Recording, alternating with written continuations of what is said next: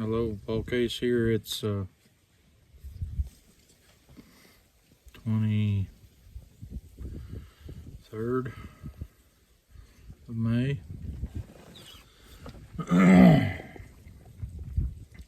Had all of my pasture spraying done.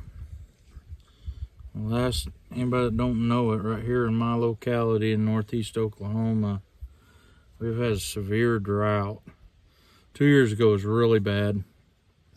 There were people trucking hay in from all over just to feed their animals. And our cows ate down everything we had 2 years ago. I had nowhere else to turn them into. And we pastured a lot of stuff really short. My hayfield has half a mile of fence that it shares with some Indian ground, and the fence is bad. So I never did turn them into my hayfield. And so then last spring, in 23, it didn't rain in May, or in April at all, in half of May. And that's when our fescue does the biggest part of its growing for forage. And so the hay was really light. I had spread fertilizer on a few places, and I did it whenever they was calling for us to rain. And one of them, I can't remember which one, but one of the places I spread fertilizer, never did get rain on it until the middle of May. And I imagine that all the nitrogen I put out there just dissipated, went out in the atmosphere. We used pelleted fertilizer. It's got to have water to get it in the ground. But I'm out here in my hayfield today, and some of the results of having really dry weather is that weeds cheat in on your hay. And here where I don't know that I've ever had a thistle. Do you guys see that? I hope you can see what those are. There's a bunch of them. A couple right in front of my 3. I see 4 right in front of my side by side. One way over there. 2 there. 3 or 4 there. One right here. And so I'm out picking thistles. Digging them up. I'm going to spray this very bad.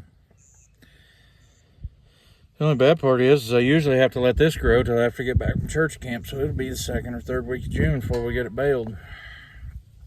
Which, all of that, well, if there's even one left out here, it'll head out. So I gotta get these dug up. It's kind of hot today. It's up in the 80s. Muggy. Finally got a little bit of breeze here, but where we was working in the woods this morning, there's no breeze.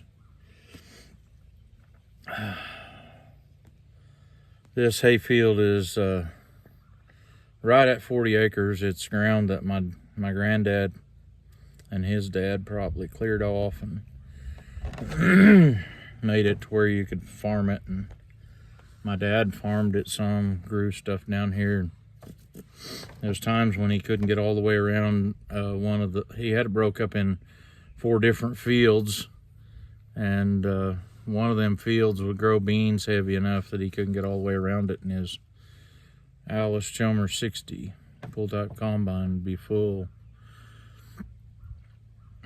Planted them in rows back then. They didn't drill beans, and so it would have just been picking up 2 rows of beans. I remember years when he planted milo down here. Anytime he planted milo, I don't know that he ever sold any of it, but he would put it on storage so he would have cheaper feed he could make, take it to the co-op and let them store it. And they stored that stuff for just about free. If you left it there long enough, they could get it, but we never did that. I imagine that Dad had some other people that he let some of it go to or sold it to the co-op when it got past a year. That way he could have fresh stuff on storage. Now, you put it on storage, you don't get the stuff you put in storage back. You just get whatever comes out their bin of that product. But yeah, Some of the hay looks pretty good. It would be all right, but it ain't gonna be nothing to write home about. I did not fertilize this field this year because fertilizer's really high. After putting it out here, not getting any good out of it, kind of gives you a bad taste in your mouth. And you can go buy a buggy of fertilizer and spread it out, and it costs $3,000 or more, and you don't get any good out of it. Kind of sours you on it. But I think I'll have enough hay if I get some of this baled. I'm planning on baling this whole piece, and I've got probably 30 acres of hay down on the other end of the next section that we'll bale of mine, and then the piece up here across from the old house. We did get some manure on it, and so it ought to do pretty good. It's way thicker than this down here is, but this has got a lot of time to grow. 2 or 3 weeks can make a lot of difference in how hay's doing, and it's only growing good now because we've been having some rain. Of course, then there's this stuff in it. This stuff right here is called cheat. Looks like it could be heads of wheat, but it's not. They call it cheat. And it makes good feed. The only problem is about the 1st of June, it starts going the other way.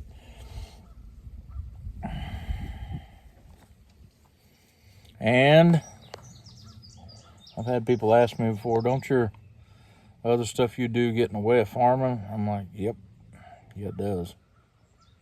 And what do you do about that? You deal with it.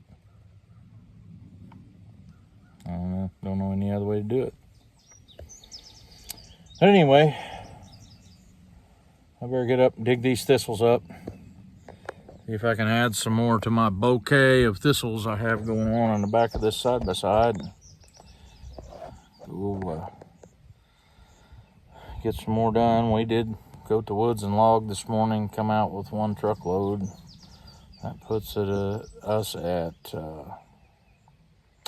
I think 5 truckloads for the week, which will be a lot better than the last 2 weeks before that, because we didn't get to go 1 single day in the last 2 weeks before that. So it'll be a welcome thing, get a little log paycheck.